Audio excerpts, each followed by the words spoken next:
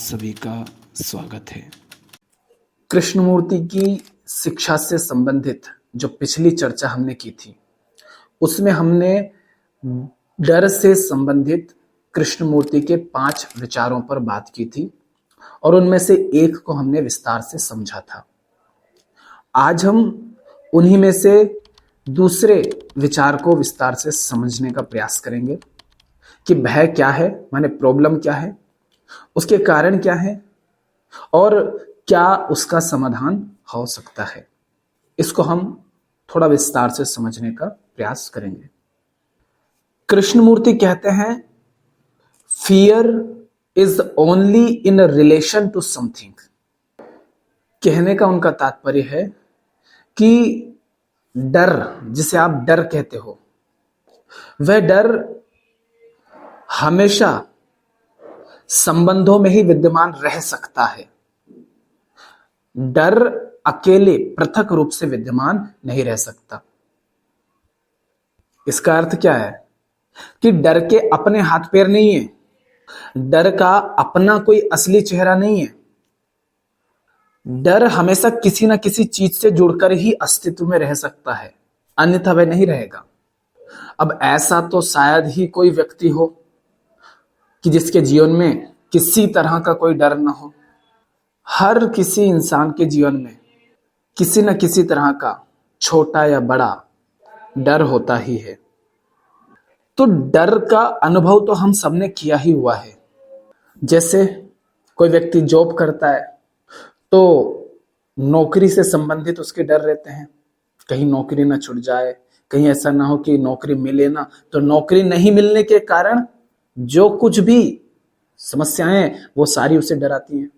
जैसे आप पति पत्नी हैं अगर, तो हमेशा डर बना रहता है, कहीं ये व्यक्ति मुझे छोड़ ना दे, कहीं इसके साथ कुछ हो ना जाए, कहीं ऐसा ना हो कि ये किसी और के साथ संबंध में आ जाए।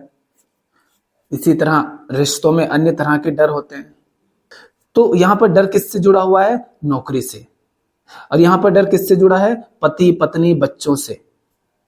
इज्जत, कितना डर रहता है लोगों को इज्जत का, कहीं मेरी इज्जत ना चली जाए, कहीं मेरी नाक ना कट जाए। तो यहां पर डर किससे जुड़ा हुआ है? इज्जत से। आत्मग्लानि, यानी कि जैसे कि आप जिस समाज में रहते हैं, जिन लोगों के बीच में रहते हैं, वहां पर एक तरह की शारीरिक संरचना को सुंदर कहा जाता है कि ये व्यक्ति सुंदर है, ये हैंडसम है। ठीक, अब आप अपने आप को देखते हो, मान लीजिए आपकी हाइट, आपकी ऊंचाई कम है, तो आपको इस बात का डर रहता है कि कोई टोंक देगा आपको। आपका रंग मान लो सांवला है, काला है, और उसको सुंदर नहीं कहा जाता, तो आपको उससे संबंधित डर रहते हैं। पैसों से संबंधित डर रहता है हमारे जीवन में। बस में यात्रा कर रहे हो, मान लो रात में यात्रा कर रहे हो, ट्रेन में, बस में, तो डर रहता है ना मोबाइल ना छिन जाए, कोई चोरी ना कर ले। तो कहने का तात्पर्य है, जो कृष्णमूर्ति कह रहे हैं कि fear is only in relation to something, कि डर हमेशा किसी ना किसी चीज से संबंध में ही रहेगा।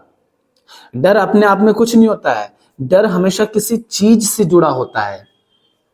डर का हमेशा कोई विषय होता है। तो आपके जीवन में यदि डर है तो सबसे पहले तो आपको यह समझना होगा कि आपका डर किस चीज से जुड़ा हुआ है, किस चीज से संबंधित है। वह कौन सी बात है, वह कौन सी समस्या है, कौन सी वस्तु है, कौन सा व्यक्ति है जिससे आपका डर जुड़ा हुआ है।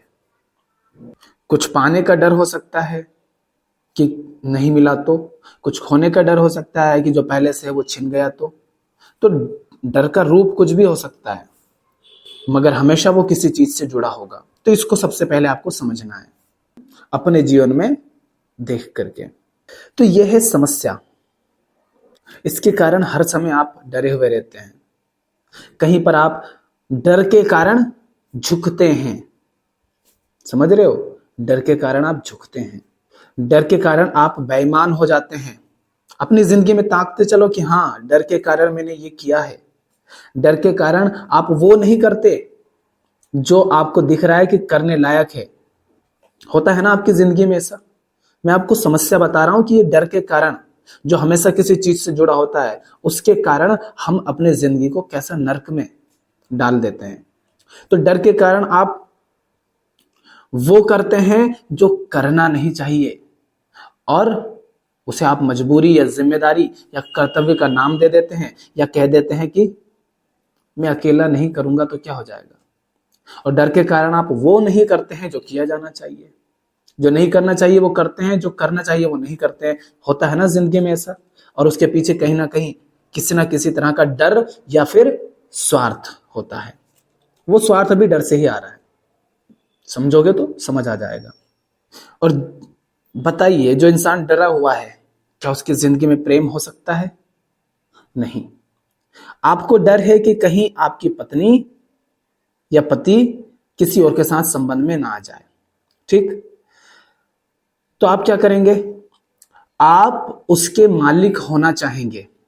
मालिक होना चाहेंगे यानी कि वो आपकी मर्जी के बिना कहीं ना जाए, कुछ ना करे, जो करे आपसे पूछ कर करे। आपने क्या किया? आप उसके मालिक बनने लग गए। मगर इंसान का तो स्वभाव है ना कि वह आजाद जीना चाहेगा, आजादी उसका स्वभाव है। तो जैसे आप उसका मालिक बनने लगेंगे, डर के कारण कि कहीं ये कुछ ऐसा ना कर दे जिसके कारण मेरे साथ समस्या हो जाए, या ये छिन जाए, या किसी और की हो जाए, तो उसको आपके प्रति ईर्ष्या उठेगी, वो आपसे चिढ़ेगी। क्योंकि भाई कोई स्वीकार नहीं करेगा ना कि आप उसके मालिक बनो। उस चिढ़ के कारण समस्या और बढ़ेगी। समस्या बढ़ने के कारण आपका शक और संदेह उस पर बढ़ेगा। घर में रिश्तों में कलह क्लेश होगा। और इस सब की शुरुआत कहां से हुई? इस डर के कारण कि कहीं इसका किसी और के साथ अफेयर ना चालू हो जाए। ये क्या है? अफेयर का, डर का, छोड़ जाने का डर है आपको, है ना? इस डर ने क्या किया? आपका संबंध जो सहज सरल हो सकता था, आजाद जी सकते थे दोनों, किसी का मालिक बनने की आवश्यकता नहीं थी, किसी पर शक संदेह करने की आवश्यकता नहीं थी, किसी से ईर्ष्या करने की आवश्यकता नहीं थी, आपके उस संबंध को बर्बाद कर देता है। और ये डर आया कहां से? आप कह रहे हो ना कि डर, इसका समाधान क्या है? अगर मैं संबंध की ही बात करूं तो इसका समाधान है कि भाई तुम्हारे संबंधों में प्रेम नहीं है। एक बात बताओ, जिस व्यक्ति से तुम्हें प्रेम होता है, स्कूल कॉलेज को याद करो, जिससे वो प्रेम नहीं था मगर प्रेम का तुम्हें भ्रम था, या कहो कि वो आपको पसंद थी, कारण कुछ भी हो सकता है, पर क्या तब आप चाहते थे कि आप उससे दूर भाग जाएं? आप तो उसके साथ होना चाहते थे ना। तो बताओ, जहां प्रेम सच्चा होगा, जहां सचमुच प्रेम होगा, क्या वहां वो व्यक्ति किसी ऐसे व्यक्ति के साथ जीना चाहेगा जो प्रेम समझता ही नहीं? आप अगर उसके साथ प्रेम पूर्ण हैं तो वो आपको छोड़कर क्यों भागना चाहेगा? अगर वो छोड़कर जाएगा या कहीं और आपसे दूर जाएगा भी तो शारीरिक रूप से जाएगा, कोई आवश्यकता होगी तो, मगर आपसे तो जुड़ा हुआ रहेगा ना। अगर कोई व्यक्ति आपको छोड़कर किसी और के साथ संबंध में जा रहा है तो उसका कारण समझिए। उसका कारण यह है कि वो आपके साथ होकर के प्रेमपूर्ण नहीं है, आजाद नहीं है, शांत नहीं है, आनंदित नहीं है। यानी आपके संबंधों में प्रेम ही नहीं है, झूठा दिखावा मात्र है, बस एक दूसरे का शोषण है, स्वार्थ के संबंध है हमारे। और इसी कारण ये समस्या पैदा होती है कि हम डरते हैं कि कहीं ये मुझे छोड़ ना जाए। अगर संबंध में प्रेम होता तो क्या ये डर आता? नहीं आता। तो ये मैं संबंध की बात कर रहा हूं। हमारे संबंध गलत आधारों पर बने हुए हैं। स्वार्थ से हमारे संबंध निकले हैं, अकेलेपन से निकले हैं, खालीपन से निकले हैं, शारीरिक स्वार्थ होगा, वासना से हमारे संबंध निकले हैं, सामाजिक मान्यताओं से हमारे संबंध निकले हैं। तो जबरदस्ती हम जुड़े हुए हैं, तो फिर डर रहता है कहीं छोड़ ना जाए। इज्जत बहुत बड़ी चीज होती है, आपको ऐसा बताया गया है। तो हमेशा आप इस बात की परवाह करते रहोगे कि कहीं आपकी इज्जत ना चली जाए लोगों की नजरों में। अब लोगों की नजरों में इज्जत बनी रहे, उसके लिए आप क्या करेंगे? अपने जिंदगी में दुनिया भर का नर्क ले आएंगे, क्योंकि लोग गंदे हैं। गंदे लोगों से इज्जत मिल सके इसके लिए क्या करना पड़ेगा? अपनी जिंदगी को गंदा करना पड़ेगा, उनके हिसाब से जीना पड़ेगा। लोग तभी तो इज्जत देंगे ना। जहां तुम उनके हिसाब से जियो, उनको खुश करो। और लोग खुश होते हैं मूर्खताओं में, तो आपको मूर्खता करते रहना पड़ेगा। और जब भी एक सही जिंदगी जीने का आपके सामने अवसर आएगा, आप उससे डर जाओगे कि अगर मैंने सही जिंदगी जी ली तो इज्जत नहीं मिलेगी भैया, क्योंकि आपने इज्जत को बहुत बड़ा मान रखा है।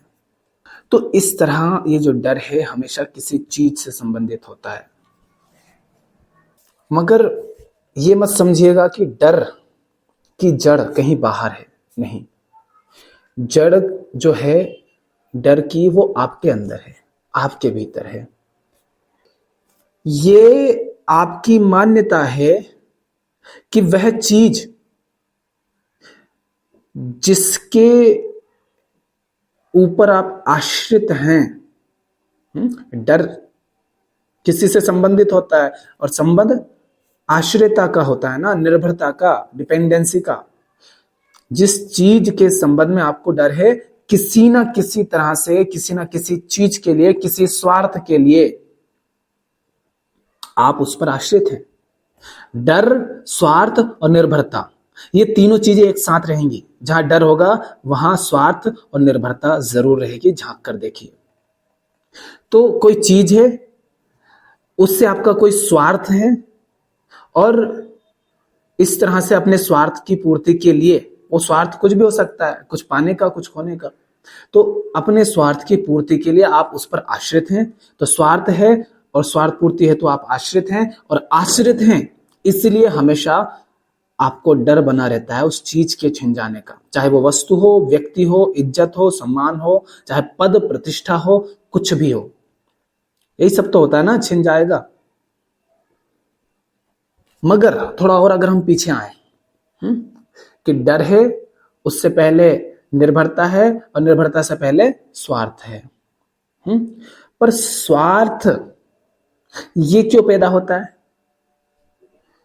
ये आपकी इस मान्यता से आता है कि वह जो चीज है ना, उसके बिना मैं कुछ नहीं। आपको लगता है कि उसके बिना मेरा कुछ बिगड़ जाएगा। ये कमजोरी आपके अंदर है, आपके अंदर आंतरिक रूप से कमजोरी है। उसको पूरा करने के लिए आप कुछ चाहते हैं, माने वो स्वार्थ पैदा होता है। और वो स्वार्थ जिस चीज से पूरा होता है, आप उस पर, उस स्वार्थ पूर्ति हेतु आश्रित हो जाते हैं, और फिर उसको पकड़ के रखते हैं, उससे आसक्त हो जाते हैं, उसके मालिक बनना चाहते हैं उस चीज के। वस्तु, व्यक्ति भी हो सकता है, तो उसके मालिक बनना चाहते हैं कि कहीं ये खो ना जाए, क्योंकि वो खो गई तो उसके कारण जो स्वार्थ पूरा हो रहा था वो नहीं होगा। वो नहीं होगा तो अंदर की जो कमजोरी है, आपको लगता है कि आप मिट जाओगे। जैसे उदाहरण के लिए एक नेता है, एक कर्मचारी है, एक सरकारी नौकरी के पीछे दौड़ रहा व्यक्ति है, इज्जत और सम्मान के पीछे, पहचान के पीछे दौड़ रहा व्यक्ति है। अब ये क्या करेगा? पहले तो उस चीज के लिए बहुत परेशान होगा, उसको हासिल करेगा। मान लो किसी तरह किसी नेता ने कोई कुर्सी हासिल कर ली। अब वास्तव में वो व्यक्ति अंदर से बहुत कमजोर है, बहुत डरा हुआ है, जिंदगी बर्बाद है उसकी। लेकिन वो जो कुर्सी है ना, उस कुर्सी का नाम जो है बहुत ऊंचा है। जो उस कुर्सी पर बैठ जाता है उसको लोग सम्मान देते हैं, उसके सामने झुकते हैं। तो सारे नेता उस कुर्सी के पीछे दौड़ लगाएंगे उसको हासिल करने के लिए, क्योंकि उनके अंदर ये मान्यता बैठी है, और वो इस तरह से बने हुए हैं, ऐसी जिंदगी जी रहे हैं अज्ञान के कारण, कि उनके अंदर अपना कुछ नहीं है, जिसे आत्मा बोलते हैं। उनके अंदर अपना कुछ नहीं। आत्मा माने मेरा अपना, जो मेरा निजी हो, जो उधार का ना हो, ऐसा उनके पास कुछ नहीं है।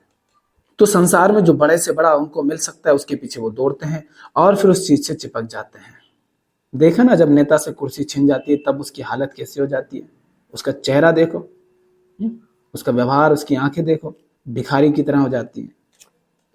तो हम किसी चीज से चिपक करके स्वयं को बड़ा दिखाना चाहते हैं। जैसे मेरे बहुत सारे फॉलोवर हो जाएं तो मैं दिखा पाऊंगा मैं भी कुछ हूं, देखो मेरे इतने फॉलोवर है, चलो आओ मेरा सम्मान करो, मेरी इज्जत करो, मेरा नाम लो। अपनी प्रोफाइल पर मेरा फोटो लगाओ। अब बताओ, जिस कुर्सी के कारण मेरी पहचान है, मेरा नाम है, जिस कुर्सी के कारण लोग मुझे सम्मान देते हैं, मेरे सामने झुकते हैं, क्या मैं चाहूंगा कि वह मुझसे छिन जाए? नहीं। अब मैं इस सम्मान को पाने के लिए, जो सम्मान से थोड़ा सुख मिलता है ना अंदर मुझे, मेरे अहंकार को पोषण मिलता है, उसकी खातिर मैं इस कुर्सी की रक्षा करने में जुट जाऊंगा।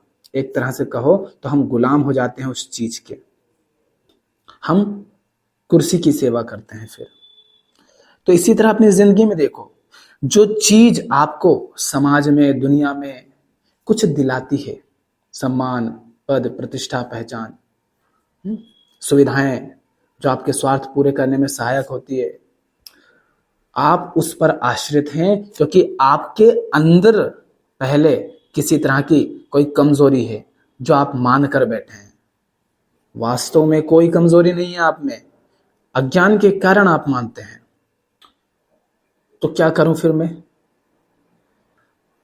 उन दोनों, उस चीज की व्यर्थता देखो। किस चीज की? जो आपको मिल रहा है उस कुर्सी से। कुर्सी पर बैठने के कारण आपको क्या मिल रहा है?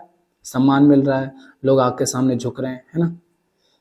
जो कुछ भी सुख सुविधाएं मिल रही है, सबसे पहले तो उसकी व्यर्थता देखो।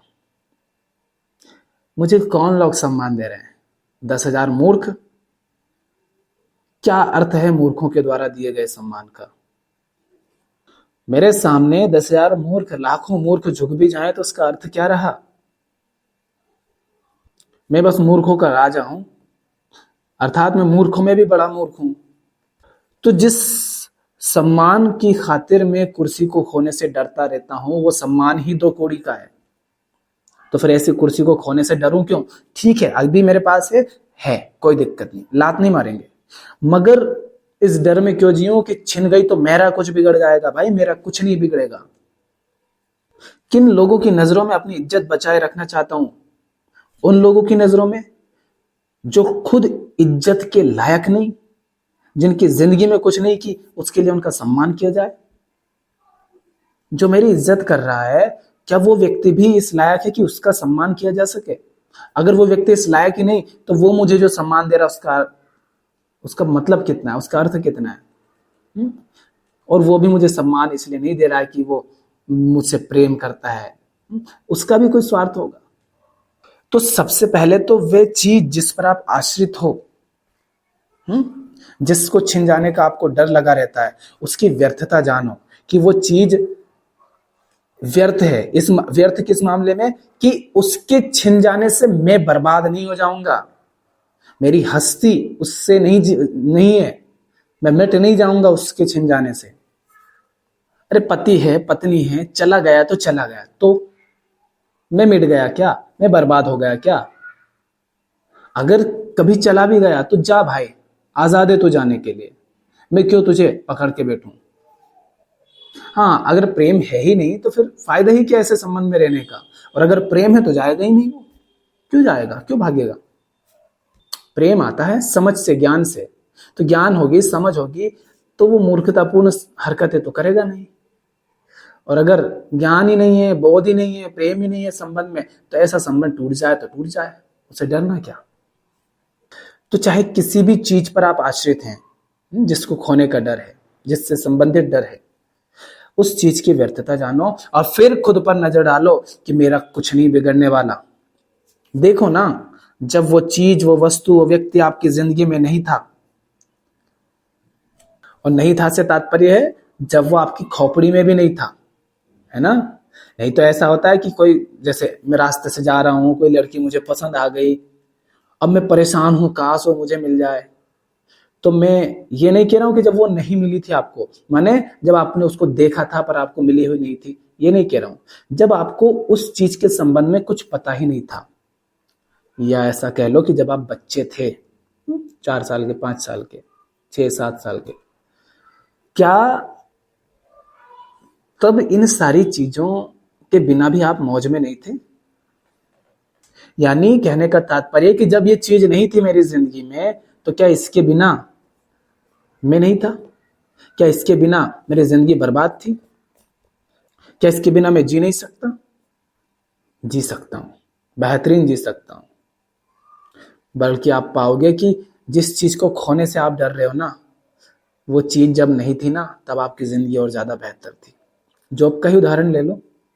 जितनी भाग दौड़, जितनी माथापच्ची तुम आज इस जॉब में कर रहे हो, काम धंधे में कर रहे हो, जितना इससे परेशान हो, उससे जरूर बहुत कुछ आपको मिल रहा है, मना नहीं कर रहा हूं। मैं नहीं कह रहा हूं छोड़ भागो, मैं कह रहा हूं कि जितना इससे मिल रहा है, उसके बदले में जितना आप इसमें लगा रहे हो, जितना आप इसमें सौंप रहे हो, जितनी जिंदगी आप इसमें लगा रहे हो, जितना अपना समय लगा रहे हो, संसाधन लगा रहे हो, ऊर्जा लगा रहे हो, और जितना दुख पा रहे हो बदले में, बेचैनी, तनाव, चिंता पा रहे हो, क्या इतने परेशान आप तब थे जब ये नौकरी नहीं मिली थी? जैसे जैसे पीछे जाते जाओगे ना, तो आप पाओगे तब आप इतने परेशान नहीं थे। सोचो, छोटी सी सफलता पाने के लिए आपने कितने पापड़ बेले, कितनी समस्याओं से जूझना पड़ा। और आज उस सफलता के मिल जाने पर कितना परेशान हो। सोचा था मौज मिलेगी, मगर परेशान हो। ठीक, अब आप कहते हो मुझे और बड़ी सफलता चाहिए। समझ रहे हो, आप और बड़ी सफलता तो पाना चाहते हैं, मगर आप ये नहीं देख पा रहे हैं कि छोटी सी सफलता के लिए इतना परेशान होना पड़ा था, इतने पापड़ बेलने लगे पड़े थे, इतना झूठ बोलना पड़ा, इतना डर डर कर जीना पड़ा, इतनी नाक रगड़ी। तो बड़ी सफलता के लिए कितना कुछ करना पड़ेगा। और छोटी सफलता को हासिल करके मेरी जिंदगी बर्बाद हो गई है। और इसका प्रमाण क्या है? इसका प्रमाण यह है कि तुम बड़ी सफलता पाना चाह रहे हो उसके आगे। अगर यहां पर मौज में होते, सोचा तो ये था कि यहां मौज मिलेगी, मगर मिली नहीं, तो यहां पर मौज में होते तो आगे बढ़ना क्यों चाहते? आगे इसलिए बढ़ना चाहते हो क्योंकि बेहतर नहीं होना है आपको। आपको लगता है कि शायद आगे पहुंच करके चैन मिल जाए, मगर नहीं मिलेगा। आगे बढ़ करके बेचैनी और बढ़ेगी, समस्या और बढ़ेगी। मैं ये नहीं कह रहा हूं आगे मत बढ़ो, मैं आपको समझा रहा हूं कि हमारी जिंदगी में, क्योंकि हम जो कर रहे हैं ना, वो काम ऐसा नहीं है, वो संबंध ऐसे नहीं है कि जिनमें आगे बढ़ा जाए तो समस्या कम हो। क्योंकि हमारे संबंधों का, हमारे काम का, हमारी जिंदगी का आधार ही गलत है। अकेला था, परेशान था, खालीपन था, जिंदगी सूनी सूनी थी, तो विवाह कर लिया, पति या पत्नी आ गई जिंदगी। अब क्या हुआ? तब सिर्फ खालीपन था, अकेलापन था, महसूस हो रहा था, वो भी अज्ञान के कारण, ना समझे के कारण। फिल्में देख ली बहुत, अरे अकेले जी नहीं सकते, अरे कोई तो चाहिए हाथ हाथ रखने के लिए, साथ चलने के लिए। मूर्खताएं देखी, अज्ञान में पड़े और परेशान थे, तो किसी को जिंदगी में ले आए। अब क्या हुआ? अब समस्या और बढ़ गई, कलह, क्लेश, चिंता, तनाव, परेशानी। मगर थोड़ा सा सुख पाने के लिए संबंध बनाया और कहा कि चलो भैया बच्चे पैदा कर लेते हैं, शायद जिंदगी में थोड़ा सुख मिले। तो थोड़ी देर के सुख के लिए फिर बच्चे पैदा कर लिए। अब क्या हुआ? अब समस्या और बढ़ गई। अब इनका खर्चा, इनका बोझ, इनको संभालो, इनको पढ़ाओ, इनका खाना पीना, रहना, कपड़ा, मकान, इनको समय दो। क्या हुआ? गलत संबंध है तो उसमें जितना आगे बढ़ोगे उतना और परेशान होगे, उतने तुम्हारी जिंदगी में डर आएंगी, चिंता आएंगे, तनाव आएंगे, और इन सबको संभालते रहने के लिए तुम्हें स्वार्थ के और अधिक संबंध बनाने पड़ेंगे। उसी तरह अगर काम ही गलत है, उसका आधार ही गलत है, तो उसमें जितनी अधिक आप सफलता पाते जाएंगे, उतनी अधिक आपके जीवन में समस्याएं बढ़ती जाएंगी।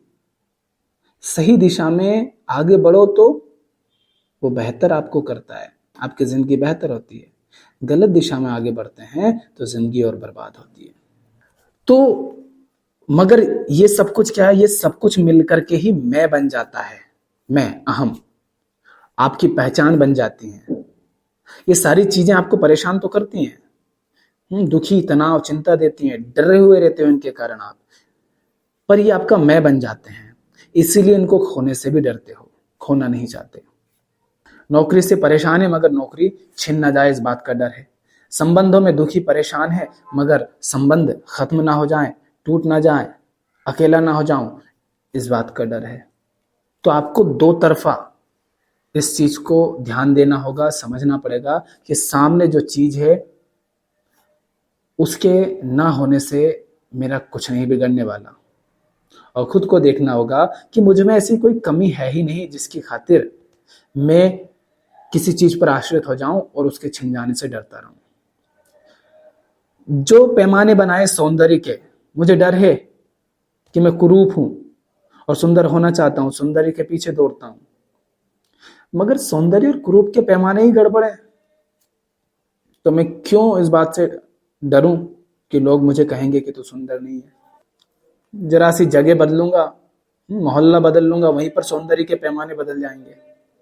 तो सबसे पहले अंदर देखो कि ये मुझे कुछ नहीं चाहिए बेहतरीन जिंदगी जीने के लिए, माने शांत जीवन जीने के लिए, आनंदित जीवन जीने के लिए, आजाद जीवन जीने के लिए मुझे किसी से कुछ नहीं चाहिए। क्योंकि बाहर से जो कुछ मुझे दुनिया देगी, जो दुनिया से मिलेगा, हमेशा ये डर बना रहेगा कि दुनिया वापस न छीन ले। सम्मान, इज्जत, पैसा, नौकरी, पद, प्रतिष्ठा, पति, पत्नी, ये सब बाहर से मिले हैं। रिश्ते, सुविधाएं, ये सब बाहर से आए हैं, ये कभी भी छीन सकते हैं। जो आपका अपना है वो आपकी आजादी है, आपकी शांति है, उसे मत खोइए और उसे आपसे कोई छीन नहीं सकता। वो तभी छिनती है जब आप आनंद की खातिर किसी और पर आश्रित हो जाते हैं। आनंद आपका स्वभाव है, आप बस जिस पर आश्रित हैं आनंद की खातिर, सुख पाने की खातिर, उससे मुक्त हो जाइए या उसके प्रति अनासक्त हो रहिए कि भैया यह है तो है, नहीं है तो नहीं है। तो जीवन से जो डर है वो अपने आप कम होंगे। तो fear is only in relation to something. तो जिस चीज के संबंध में डर है आप उसको भी समझिए और अपने अंदर की कमजोरी को भी समझिए, उस केंद्र को जहां से आप उस पर आश्रित हैं। डर हमेशा किसी चीज से संबंधित होता है, पर वो संबंध किस पर आधारित होता है? स्वार्थ पर। तो अपना स्वार्थ जो है ना, उसकी व्यर्थता को देख लो, तो डर से भी आजादी मिल जाती है। स्वार्थ हटेगा तो फिर फर्क नहीं पड़ेगा किसी चीज से। स्वार्थ छोड़ो, और ये आपका चुनाव है। आपको पता है कि बस इस स्वार्थ की खातिर मैं जुड़ा हुआ हूं, इसीलिए डर है। तो अब वो स्वार्थ आपको छोड़ना है कि नहीं छोड़ना है, उसके प्रति सहज होना है कि नहीं होना है, यह आपका चुनाव है। आप ही ना चाहें तो कोई कुछ नहीं कर सकता।